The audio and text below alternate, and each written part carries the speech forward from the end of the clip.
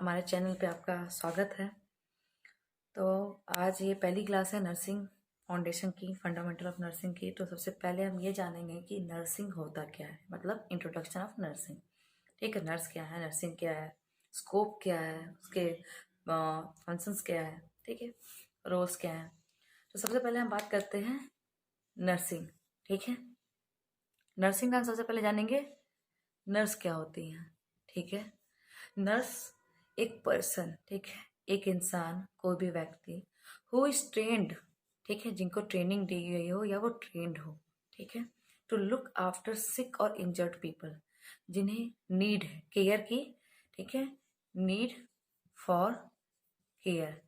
अगर वो सिक है, ठीक है, सिक और इंजर्ड, जो पर्सन सिक और इंजर्ड है, बीमार है या उन्हें चोट लगी है, जख्मी है, उनको जो भी केयर दे रही है वो पर्सन ट्रेंड है, ठीक है, फॉर केयर।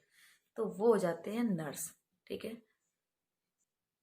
तो देन अब हम डेफिनेशन की बात करते हैं। ठीक है, आपने जान लिया नर्स क्या होती है। देन हम डेफिनेशन की बात करेंगे, नर्सिंग क्या होती है। तो द एक्ट, ये हम डेफिनेशन जो पढ़ रहे हैं वो फ्लोरेंस नाइटिंगेल ने दिया है। ठीक है, the act of utilising the environment of the patient to assist him in his recovery. Utilising mean क्या होता है, यूज करना या उसको उस तरीके से बनाना। ठीक है, इन्वायरमेंट, इन्वायरमेंट क्या होता है, हमारी सराउंडिंग, हमारे आसपास का जो वातावरण है, ठीक, उसको ऑफ द पेशेंट, किसके, पेशेंट के वातावरण को, ठीक है, उसके इन्वायरमेंट को। जैसे पेशेंट अगर हॉस्पिटल में एडमिट है या कहीं पे है तो उसके आसपास का जो भी इन्वायरमेंट है वो नीट एंड क्लीन होना चाहिए। ठीक है, अगर हम साफ सफाई में ही नहीं रहेंगे तो हम खुद बीमार हो जाएंगे। तो हाइजीन, हाइजीन क्यों इंपॉर्टेंट होता है मेंटेन करना, क्योंकि अगर हम हाइजीन मेंटेन नहीं करेंगे, पर्सनल हाइजीन मेंटेन नहीं करेंगे तो हमें बहुत सारी बीमारियां होगी। ठीक, तो उसी तरह अगर बीमार पेशेंट है और वहां पे हम साफ सफाई और हाइजीन मेंटेन न करें तो वो और बीमार होगा और जल्दी ठीक नहीं होगा। ठीक है, तो फ्लोरेंस नाइटिंगेल के अकॉर्डिंग देखा जाए तो the act of utilising the environment of the patient, patient के इन्वायरमेंट को यूटिलाइज करना है उसके ट्रीटमेंट के लिए, ठीक है, उनकी रिकवरी के लिए, to assist him in his recovery, patient के रिकवरी के लिए इन्वायरमेंट को हम यूटिलाइज करते हैं ताकि पेशेंट जल्दी से जल्दी ठीक हो। ठीक है, अभी नर्सिंग फील्ड में रहते हो या नर्सिंग फील्ड में जाते हो तो आपने फ्लोरेंस नाइटिंगेल का नाम जरूर सुना होगा। ठीक है, जिनको हम the lady with the lamp भी कहते हैं, the lady with the lamp. ठीक है, फ्लोरेंस नाइटिंगेल का मॉडर्न नर्सिंग में बहुत बड़ा हाथ है। ठीक है, ये ब्रिटिश नर्स थी। इनका जो जन्म था वो 12 मई, जिसको अब हम नर्सिंग डे के नाम पे मनाया जाता है। ठीक है, अगर 12 मई पूछा जाए क्या तो हम इसको नर्सिंग डे के नाम पे मनाते हैं। ठीक है, इस दिन नर्सिंग डे सेलिब्रेट किया जाता है। फ्लोरेंस नाइटिंगेल 12 मई 1820 में बॉर्न हुई थी। ठीक, एंड इनका अगर हम डेथ देखें कब हुआ था तो 13 अगस्त 1910 में, ठीक है, टाई हुई थी। तो फ्लोरेंस नाइटिंगेल ने ही बहुत सारे प्रिंसिपल्स दिए हैं, थ्योरीज दी है, ठीक है, डेफिनेशन दिया है। जो डेफिनेशन अभी हमने पढ़ा आगे, एक्ट ऑफ यूटिलाइजिंग एनवायरनमेंट, तो एनवायरनमेंट और पर्सनल हाइजीन पर उनका बहुत बड़ा योगदान था। उन्होंने बहुत सारी चीज़ें बताई थी। और लेडी विद द लैम्प उनको इसलिए कहा जाता था कि जिस टाइम पे लाइट नहीं था, वहाँ पे टर्की में वॉर हुआ था, उस टाइम पे इन्होंने कैंडल मीन्स कैंडल और जो लैम्प आते थे पहले ज़माने के, उसको ले लेके वो वहाँ जाती थी, ट्रीटमेंट देती थी, तो इसलिए उनका नाम है the lady with the lamp. ठीक है, वो उन्होंने अपनी ड्यूटी से कभी भी समझौता नहीं किया, उन्होंने जितना हो सके उतना केयर सबको दिया, इसलिए फ्लोरेंस नाइटिंगेल। नर्सेस केयर कैसे कैसे देती है, किन किन को देती है, तो नर्सेस केयर सबको देती हैं, ऐसा नहीं कि सिर्फ पेशेंट को देती हैं। जैसे नर्सेस केयर जो देगी हैं, नर्सेस प्रोवाइड केयर टू, किसको किसको देती हैं, तो पहला तो आप मान सकते हैं क्लाइंट्स और पेशेंट और इंडिविजुअल्स। ठीक है, देन हम बात करते हैं फैमिलीज, देन कम्युनिटीज। ये हो गया आपका कि नर्सेस प्रोवाइड करती हैं केयर क्लाइंट्स को भी, इंडिविजुअल्स को, फैमिलीज को एंड कम्युनिटीज को। हम इसमें एक्टिविटीज की बात करते हैं कि क्या क्या उनकी एक्टिविटीज हैं। ठीक है, नर्सेस की तो पहला तो है केयर प्रोवाइड करना। ठीक, पहला क्या है, to provide care according to need of patient. Patient को जिस केयर की नीड है, जैसे कि मेडिकेशन देना, ठीक, मेडिकेशन एडमिट करना, कोई भी प्रोसीजर करना, पर्सनल हाइजीन मेंटेन करना, हाइजीन मेंटेन करना। ठीक, तो ये सब चीज़ें जो है वो प्रोवाइड केयर में आती हैं। देन सेकेंड वन हम देखते हैं परफॉर्मिंग एक्टिविटीज़। परफॉर्मिंग एक्टिविटीज़ में हम देख सकते हैं कि जैसे कोई भी डायग्नोसिस के लिए यूज़ करना। ठीक है, डायग्नोसिस में चाहे हम बीपी लेना कह ले, वाइटल साइंस लेना कर ले, तो ये सब क्या होता है, परफॉर्मिंग एक्टिविटीज़। ठीक, डायग्नोसिस के लिए जो भी एक्टिविटीज़ है। कंसल्टिंग, ये सब नर्सेस एक्टिविटीज़ है, providing care, performing activities and consulting. Consulting क्या होता है कि दूसरे हेल्थ प्रोफेशनल से कंसल्ट करते हैं, पेशेंट के बारे में बातें करते हैं, दूसरे हेल्थ प्रोफेशनल से, पैरा प्रोफेशनल से या फार्मेसी पे, वो सब हम कंसल्ट करके कंफर्म करते हैं पेशेंट के केयर में और क्या इंप्रूवमेंट होगा, क्या मॉडिफिकेशंस होंगे। Then teaching clients. Teaching clients में क्या हो जाएगा कि हम पेशेंट को टीच करते हैं। ठीक है, नर्सेस क्या करती है, पेशेंट को टीच करती हैं कि पेशेंट को अपने ठीक होने के लिए क्या क्या चीज़ें, क्या क्या चेंजेस लाने हैं अपने डेली एक्टिविटीज़ में। ठीक है, जैसे बहुत सारे चेंजेस होते हैं। अगर पेशेंट किसी वजह से बीमार है, अपनी एक्टिविटीज़ या खाने पीने की वजह से बीमार है, तो हम उस चीज़ को उनको समझाएंगे कि ये चीज़ें आपके लिए नुकसान है, ये चीज़ें आप ना करें। ठीक, पर्सनल हाइजीन मेंटेन करने को इसलिए कहा जाएगा ताकि पेशेंट जल्द से जल्द ठीक हो। ठीक, तो ये सब आएंगे टीचिंग क्लाइंट्स। हम जितना भी हो सके क्लाइंट्स को टीचिंग देंगे। अब हम बात करते हैं स्कोप।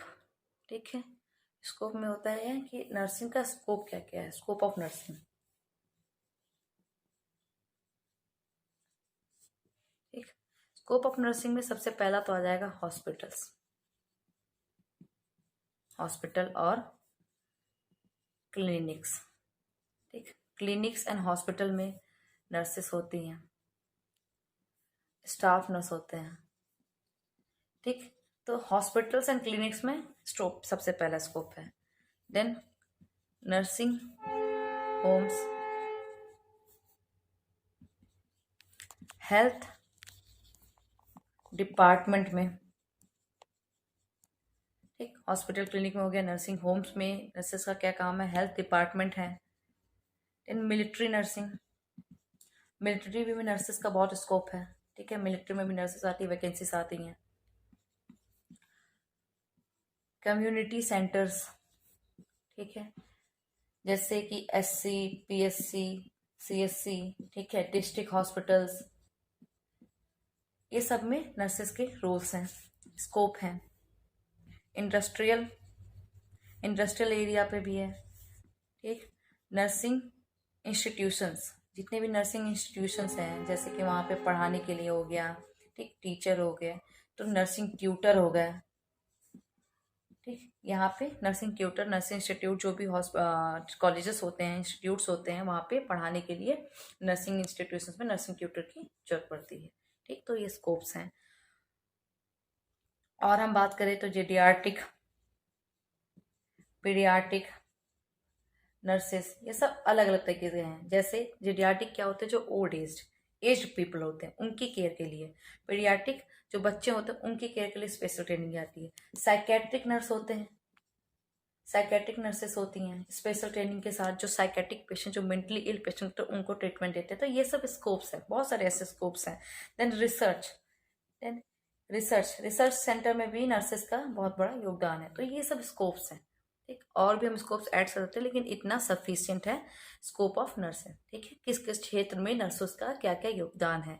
तो हॉस्पिटल में है स्टाफ नर्स के लिए, नर्सिंग सुपरिटेंडेंट बोल सकते हैं, असिस्टेंट नर्स बोल सकते हैं, तो बहुत सारे हैं। ठीक, नर्सिंग होम्स, हेल्थ डिपार्टमेंट में, अदर हेल्थ डिपार्टमेंट में, हर जगह पे नर्सेस का स्कोप है। मिलिट्री नर्सेस में कम्युनिटी सेंटर्स हो गया, SC, PSC, CSC। ठीक है, इंडस्ट्रियल या ऑक्यूपेशनल कह सकते हैं। नर्सिंग इंस्टीट्यूशंस या नर्सिंग ट्यूटर इंस्टीट्यूशंस में पढ़ाने का काम, जीडियाट्रिक, पीडियाट्रिक, साइकेट्रिक, हर एक अलग अलग ब्रांच के अलग अलग हैं। रिसर्च सेंटर, ठीक है, रिसर्च सेंटर भी उनका बहुत बड़ा योगदान है। फंक्शन ऑफ नर्स के, ठीक है, नर्स के काम क्या है। काम तो आप हम सब पढ़ चुके हैं कि जैसे केयर हो गया, रिहेबिलिटेशन हो गया, कंसल्टेशन हो गया, टीचिंग हो गया, ठीक है, तो यही सब नर्स के रोल्स हैं। देन भी फिर भी हम एक बार और इसको डिस्कस कर लेते हैं। तो सबसे पहला जैसे है role caregiver. Caregiver का मतलब क्या हुआ, to provide care to the patient, ठीक। केयर गिवर मीन्स केयर को देना, ठीक है, किसको, जो पेशेंट है, जिनको नीड हो उनके अकॉर्डिंग हम केयर प्रोवाइड करते हैं, nurses. Then second, as a nurse act as a या रोल एज अ कम्युनिकेटर।